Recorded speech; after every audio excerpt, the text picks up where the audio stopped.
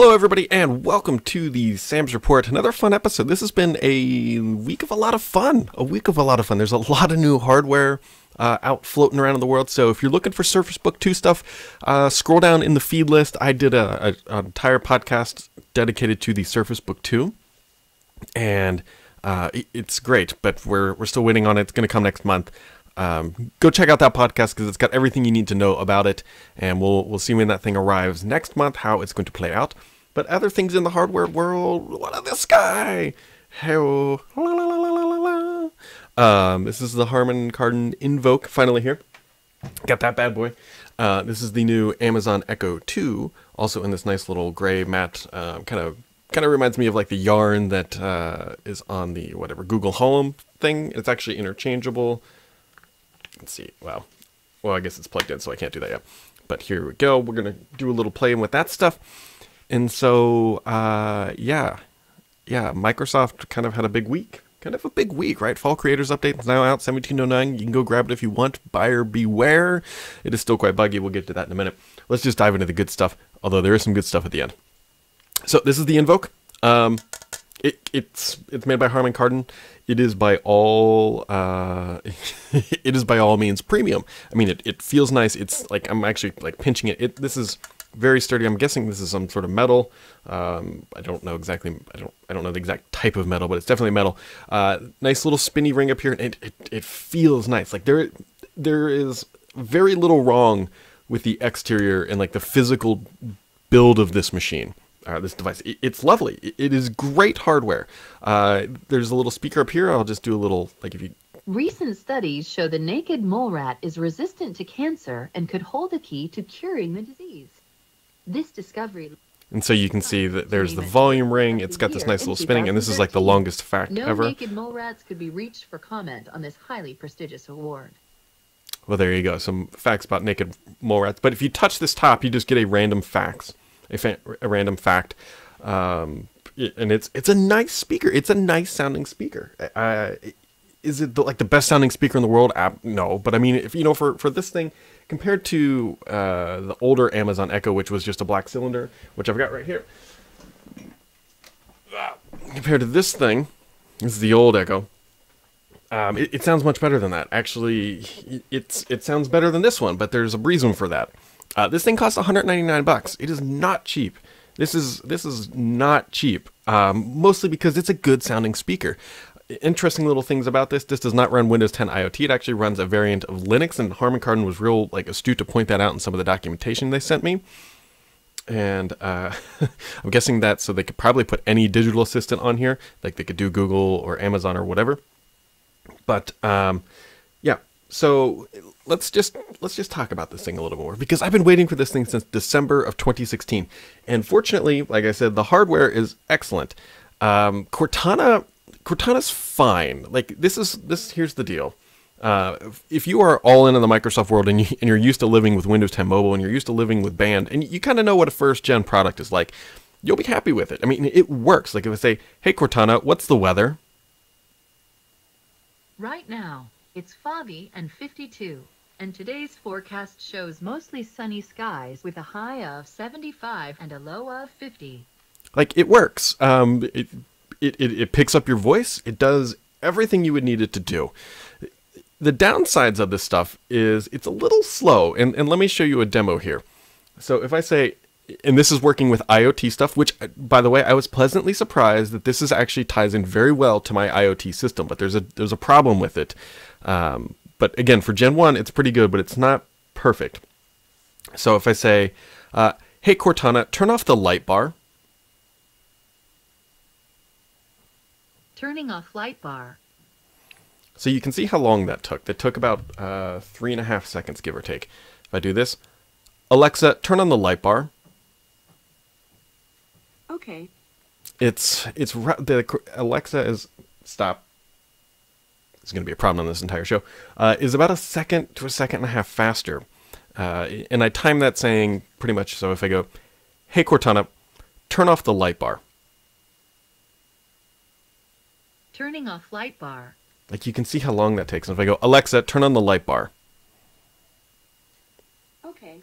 it's definitely slower. There's no other way to describe it. So there's that problem. The other issue with the IoT stuff. So I have a lot of it. I've got all the Philips Hue lights. I've got these switches and a bunch of random crap. Doesn't matter. If you have more than two things, here's the problem. It doesn't recognize groups. So, for example, if I say, hey Cortana, turn off the studio lights. Turning off studio backlights. See, it only picks up that one. Now watch what happens if I do this with this thing. Alexa, turn off the studio lights. Okay. It turned off the rest of the lights. Now watch. Hey Cortana, turn on the studio lights. Turning on studio backlights. It only is picking up that one, and I can't figure out how to get it to do the rest. Alexa, turn on the studio lights. Okay. And the rest of them come on. So you can see the problem is that it doesn't recognize groups of devices. And the reason why it doesn't is inside the Cortana app, you can't group things. The one thing that the Amazon app allows you to do is to create these groups, which you can't do yet on Cortana. Now, granted, that is just a software limitation. Everything else for the plumbing underneath exists. So I'm hoping that this will come relatively quickly. And then, to be honest, I could probably end up replacing my Echo with this. That's the biggest downside at this time. One thing this Echo does do better, other than sound quality, or this Cortana device does better than this thing, is Spotify integration. So if I ask it to play Spotify, I just had to say, I don't want to do it right now. Well, I can say, hey Cortana, play Starred playlist. All right. Here's the playlist starred on Spotify. Hey Cortana, stop. So you see how that worked, and it actually worked very well. On the Echo, I have to say, hey, name, play... Sorry, I don't know the answer to this one, but I'm learning. Cortana, shut up. Hey Cortana, stop. Yeah, sometimes it recognizes shut up. The problem with the Echo here is that it's not a problem. You have to say, hey, in the word, and then you say Spotify play X playlist. It's just a bit better integration on the Invoke, and I'm actually quite surprised. You know, it's nice. It's just the IoT stuff, and then there's other things. So you can actually link this thing to your LinkedIn account, but here's the problem. Hey Cortana, tell me something about LinkedIn. Sorry, I'm not able to help with this one yet. So yes, it does. Like, you can connect it to LinkedIn, but it doesn't work. Like, you can't do anything with it yet. Because it would be nice if I could say, hey Cortana, read Mary Jo's profile on LinkedIn. Sorry, I'm not able to help with this one yet. Like, that's the thing. It does do Skype calling actually very well. I'm actually very impressed at how well it works. I did a couple calls with Paul Thurrott, and when somebody calls you on Skype, this thing just starts ringing, and you can just yell at the Sky computer to answer. It does work. And you can do outbound calls, and you can set up meetings, you can do calendar invites. Like, all the basic stuff works, and it's fine. And if you want to spend $199 on it, and you know the basics are going to work, by all means, it's perfectly fine. My problem with it is that for $199, you can actually buy 2 of these. Now, granted, you're not going to get as good as sound quality, but you would get pairing, because you can actually pair these things now like a Sonos setup and get multi-room audio. The IoT stuff is a little bit better. And so that's that. Like, I go back and forth because I really like Amazon stuff, and most of my house is set up on it. I really like the sound quality of this, but it's just not. It's so close, guys. It is so close to being excellent that I have hope for it. But the thing is it's not in Harman Kardon's court. We're waiting for Microsoft to update Cortana to be able to get to that point, and so. As of right now, we're waiting on Microsoft to finally polish this thing up, but I was pleasantly surprised. I'll be completely candid. It's not perfect. I don't know if it's worth $199, but it worked a lot better than I was expecting for a Gen 1 product, to be completely honest. So this is the Invoke. I did a review of it up. I'm going to talk a little bit later on it when Paul and I play around, and it's coming out next week. If $199 isn't a big deal breaker for you, yeah, it's a good machine. For Gen 1, it's good. The problem is that everybody else is on Gen 2 already. So, just be aware what you're getting. But it is nice though. Like, you can't like feel it obviously, but it's large. This is the old Echo. Look at these things like side by side. If I get them, they're about almost exactly the same size, but this thing is definitely wider. It gets a little bit wider at the base. It's nice mass to it. Just again, super premium materials, very nice feeling. It's just yeah. This is the Harman Kardon Invoke, and then here is the Alexa one. Obviously, smaller, $99, available. I think starting next week or relatively soon. You can actually swap this thing. I'll unplug it here. Like, you can actually take this thing out, and I've got a wood case. Well, back there, whatever. It's faux wood, and you can swap the shells and whatever. And so, oops. And that's it. It's nice. Like, if you've used an Echo, this is what it is. Somebody asked me if the sound quality compared to this one or this one is better. You got more airspace in here. I don't know. Like, if you have this thing, I would only buy this one if like it's out in public and you want a little better looking machine. There's not a huge difference, to be completely candid. So this is the Echo 2, and it's $99. It's nice, but it's nice, but it's not like this kind of nice. But this kind of nice is also $100 more. So at the end of the day, it's like pick your poison. Let me swap this around here because the cables are tied up underneath. It's pick your poison. Do you want affordable and great ecosystem, or do you want something that's going to tie into your Windows PC and have better sound quality? So you know what? You got options, but at the end of the day, options are the best thing for you. Options are good. Options are great. We love it. So anyways, other things that are going on. The Fall Creators Update now available. Like I said, 1709. It's buggy. There's issues with the Action Center. Those kind of bugs. Edge, I tried to use it. So I'm going to do a post later about basically 9 reasons why I can't use Edge. Mobile sync just isn't great, but that's coming. Completely fair to Microsoft. That's coming. There's just a lot of customization you can't do. Like, you can't remove some icons from the top. The right mouse click search option is not good, because what happens in Edge, and this is frustrating for what I do, and I'm not going to read every reason, but so if you search today, or you're on a page, whatever, and you see a word or a product, like Surface Book 2, so you highlight that word and you right mouse click on it and you go to Ask Cortana. First off, annoying thing is you can't make that Google search, which I prefer. The second annoying thing is that it pops it out into a window on that panel, which is kind of nice, and I can see how some people like that. But the problem is that when you click a link inside of that little panel that pops out, it opens a new tab. Okay, so that's great. That's kind of maybe what you want, right? The problem is that there's no back option. So if you go to that new tab and you hit and it's not the right page you want, and you hit the back button, it doesn't do anything. Like, it doesn't go back. It doesn't take you back to the search list so you can go find a better option. You have to restart the process all over again. And for my line of work, where I'm researching stuff quite literally all day, it's just not great. And the fact that I can't use Google is that.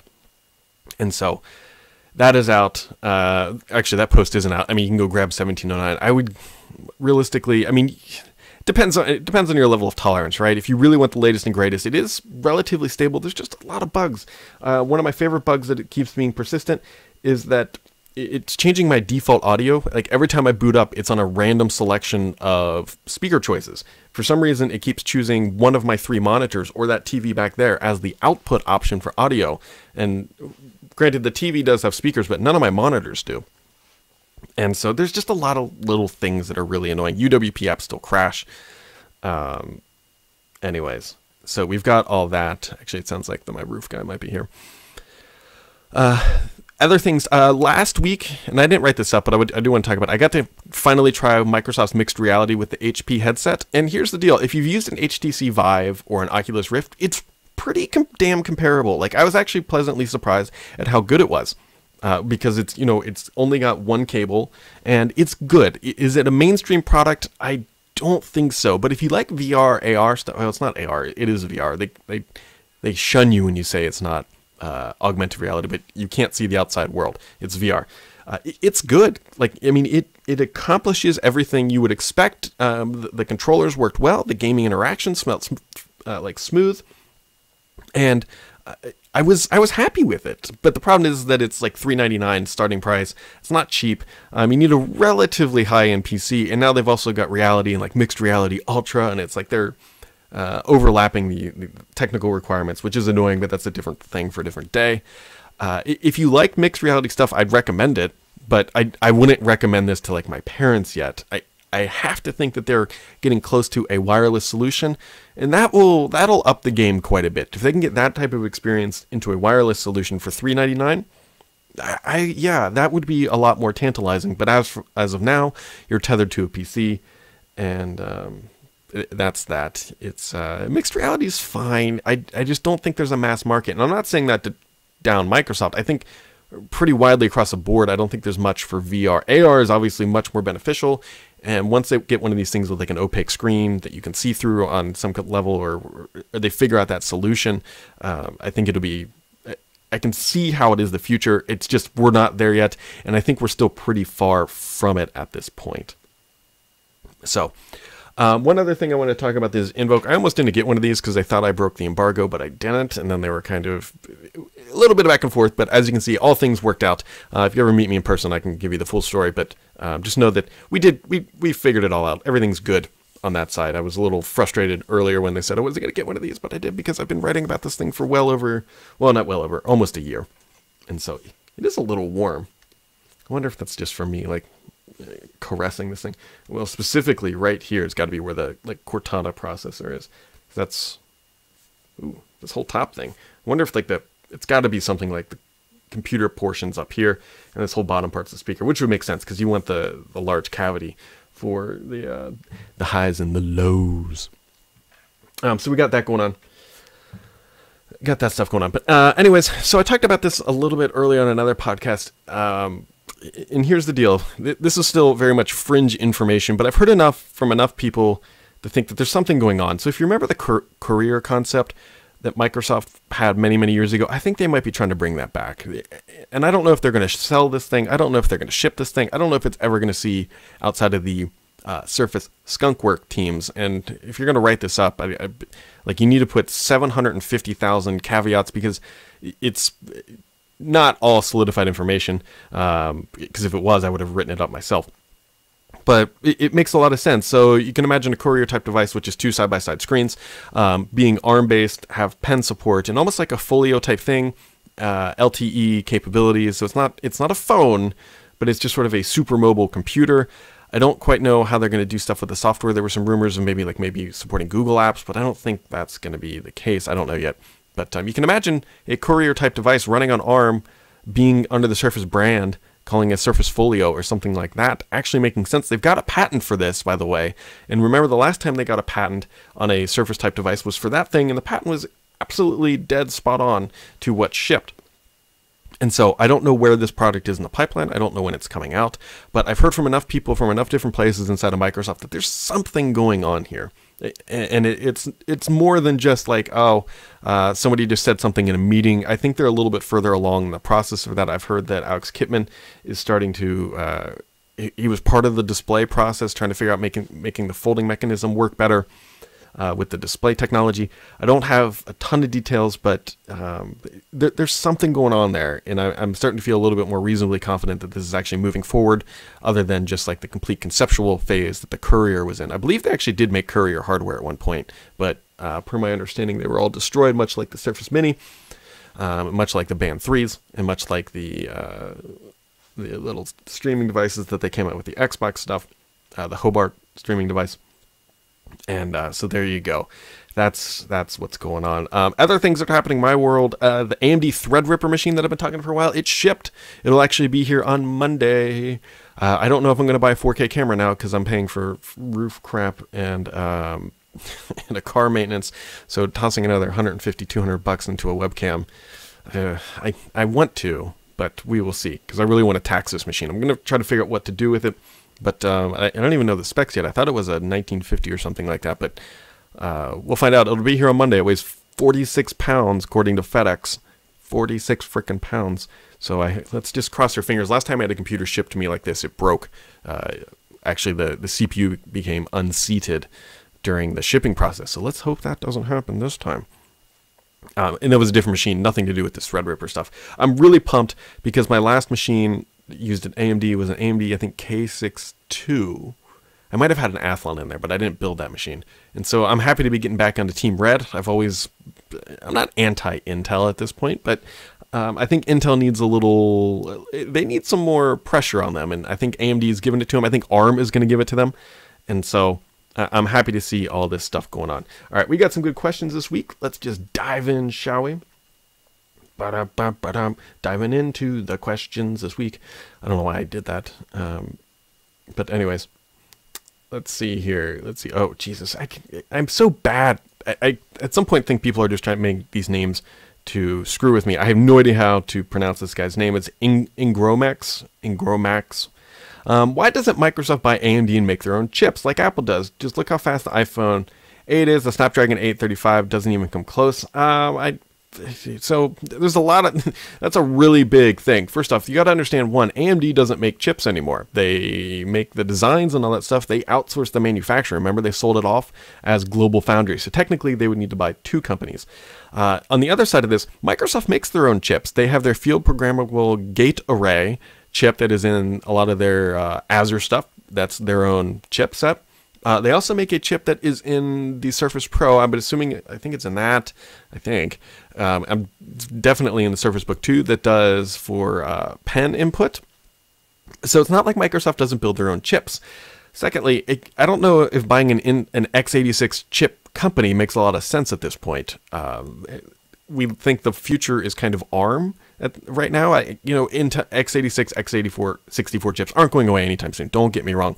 But I think for forward-looking devices like Apple's iPhone 8, their A11 chip or whatever it is, it's an ARM-based chip. So if Microsoft was going to buy anybody, I think NVIDIA would be a better purchase. I can't see them buying Qualcomm because NVIDIA is pretty massive too. Qualcomm is huge. And so I don't think there's, somebody pointed out there might be anti-monopoly concerns. I don't know about that. I mean, Intel would certainly be upset. It would. I don't think buying AMD is a right move for Microsoft. They do use AMD stuff, by the way. This thing back here, the Xbox One S, runs on an AMD Jaguar chip. I think the X runs on just a derivative of the Jaguar chip, again, made by AMD. So they have a good partnership there, but I don't think Microsoft's going to get much out of it. If they were going to buy somebody, I would want them to buy an ARM manufacturer. HRLN GRV, Hurling Grove, as I always say. He says, what were the HP engineers smoking when they designed the ZBook 2? So the ZBook 2 is kind of look like a durable thing. It's ugly. It's pretty powerful. It's high end. So here's the thing. I'm curious to see if these OEM partners are finding it hard to compete on a one-to-one, or even if they have an advantage level to the Surface. The Surface is a very powerful brand. And so when HP and Dell create a comparable product even if it's at a lower price point, I'm wondering if they're finding it hard to compete directly with the Surface head-to-head. And so potentially they're trying to make things designed a little bit different. But it's not a pretty machine. It's very much looks like a corporate enterprise, like rugged tablet design schema. I don't know. I can't imagine too many people buying this, but you know what? HP's got I don't know. Maybe they're taking a risk and seeing here what happens. Team 56, he says, what do you say if Google pulls a Microsoft and launches their own Chrome shell for Windows 10? Microsoft Launcher seems to be doing well, which I don't know if that's true yet or not. I think it's way too early, which might give Google to build its own Chrome OS and take off. But I don't know how easy it would be for Google to build just a straight shell replacement for Windows, if that's even possible. They did launch an app that was kind of like its own app launcher for Windows 10. At least it was definitely on Windows 8. I'm assuming it's still there. That allows you to pin it to the dock or the taskbar, and then you can open it up and access all your Google stuff. It's kind of like a quasi-start menu, but only for Google stuff. I would be honest, I'd love it if they did. Any competition for Windows at this point is obviously a good thing, but it's not like Linux where you can have GNOME and other just plugins and just build your own environment. Like Windows isn't designed for that, unfortunately. Super Greg Numa 1 says, given what you've heard about Microsoft and Andromeda and this courier type device, do you think a new form factor device can be formalized without UWP or some type of app platform? Very good question. UWP has been slow to grow. Completely agree. Would depending on progressive web apps be enough? Or yeah. So his question is basically, without a fully fledged app store, can this type of a new Andromeda type form factor work? So separate things out. Andromeda, I believe, under current understanding, is that it's more software. So just kind of keep that in mind. We know that Microsoft is getting very heavy on the progressive web app stuff. They're going to start putting them in the store this spring. And so I think that they could. The App Store is, obviously it's not iOS and it's not Android. It's not anywhere close. But progressive web apps are quickly coming into their own. I think it could be okay. It's not going to be an overnight success. What I've heard that their expectations for this device are pretty low. I mean, low being low volume, because it's going to have to be some expense. It's, again, a hero type device. My gut tells me maybe it's something more like what they did with the Surface Pro, where they come out with this thing and then you start seeing other vendors following suit to help them fill in the space, the pricing gaps and all that good stuff.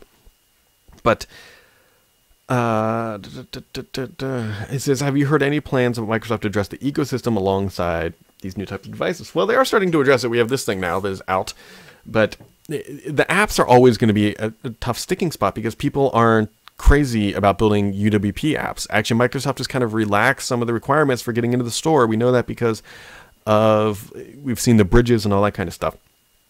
So just keep that in mind, that it's not going to be an overnight success. Microsoft's best bet for building out the App Store further than it is today. Granted, Adobe just announced a new high-end Windows Store app. I mean, I use a bunch of apps from the store. I'd love to see Chrome in there, but you know, I'm not holding my breath for that one. I think they might be okay. Like they're kind of on the cusp of getting to a point that's workable, right? Is it perfect? Absolutely not. Would we love to see more apps? Absolutely. We'd love it to be higher end? Absolutely. But there we are. Peter K says, in my opinion, the only reason the Surface laptop exists is because of the Surface 4 LTE with Windows 10s on ARM. Do you think they'll make a Surface laptop? Yes, absolutely. I do think they will make a Surface laptop too. I do. Luke asked, do you think Microsoft will make their own ARM-powered device? Yes, I do. I do think that they will do that as a hero-type device, much like they've done with Windows 10s. I almost think they have to, because they have to show that they are confident in ARM. If they're not going to show that they're confident in ARM, people are going to get nervous and maybe not build hardware or not buy into it. Microsoft has a job of basically kind of downplaying Intel and AMD and saying, you know what, don't worry about the processor anymore. Worry about battery life, because I think ARM computationally has enough power these days to do just about everything. Not, maybe not as high end as Intel, but for the average user, I think ARM is perfectly acceptable these days. And so I'm actually going to go to a Qualcomm event later this year because I want to learn more about ARM, learn about their plans and learn about their benchmarks, and actually be able to sit down and talk with some engineers from Qualcomm. So I'm going to do that in December, and I'm actually very excited, looking forward to this.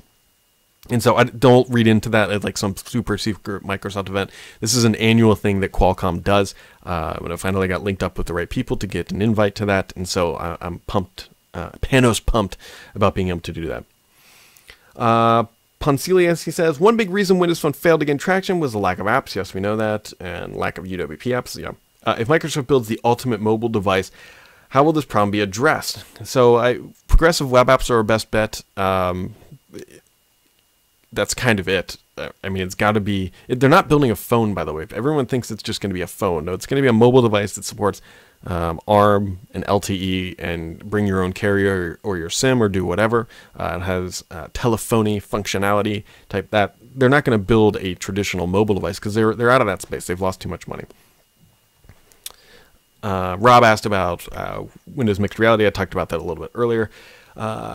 Bish Bash 93 says Surface Book 2 15-inch UK availability. I don't know. People keep asking me this. I keep asking Microsoft, and they come back with, we'll tell you more about it later. And then he also asked, he says, will the future of PC, Xbox, AAA games like Halo 6 run at 1080p 60 on high ultra settings in the Surface Book 2 in 2 to 3 years? That is a very tough question to answer because things are going to get tougher. Microsoft and Halo, those guys are going to keep pushing the benchmark, pushing the capabilities of what a machine can offer to say, can it run at high ultra settings in 2 to 3 years? I don't know. 1050 and 1060 that are in those machines are great today, but we don't know what the architecture is going to look like in 3 years. It might still be the same. Pascal is what it's on right now, but Right now, today, it runs fine. You know, don't buy hardware for what you think it's going to be in 2 to 3 years. Buy hardware for what you think it is going to be exactly today, because they can't change the hardware. They can, you know, optimize the software quite a bit, but the hardware will never change once you buy it.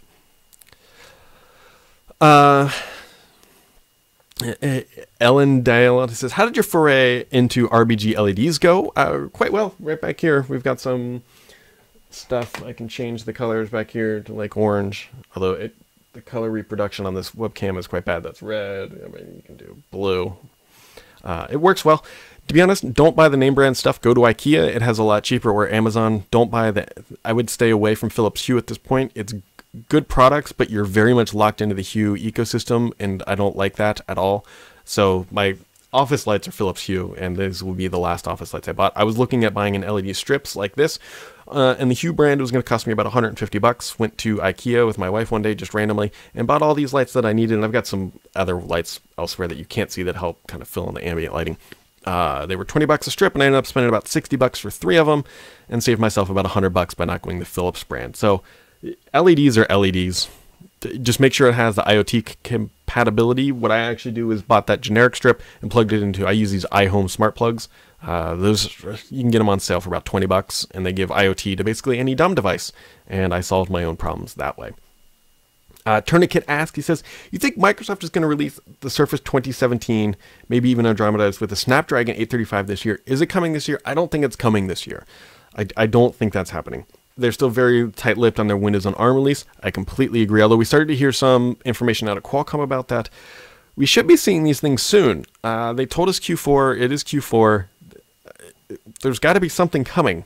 And so I hope it's not going to be pushed into like early next year at this point. I am starting to get a little queasy considering we haven't heard anything. But we still got a couple months before these things are like have to ship to be delayed at that point. So Snapdragon to me, the Windows on ARM at this point is the most exciting thing I'm looking forward to, and hopefully you are as well. But yeah, that about does it, guys. This one felt like it flew by, but 33 minutes is about average. And a lot of new watchers this week, actually past couple weeks. I try to keep these things like 30 to 40 minutes. I post a thread up on thwat.com in the forum section about how you ask questions, because it's too hard to pay attention to the live chat through the entire thing. You can tell when I do because my brain sort of farts out where I'm trying to read and talk at the same time. It doesn't work very well. And so you can also find it on iTunes and all whatever place. And so yeah, what a crazy week. Surface Book 2, the Harman Kardon Invoke finally here. I'm curious to see how this thing progresses. This is like, if I've got 2 things on my radar. It's one, Windows on ARM.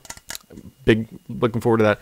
And now that this thing is coming out next week, I'm hoping that Microsoft really like kicks it into gear with Cortana development, because if something's going to jumpstart the ecosystem for them, I seriously think it's this. This is the natural place for a digital smart assistant to live. Amazon was obviously first.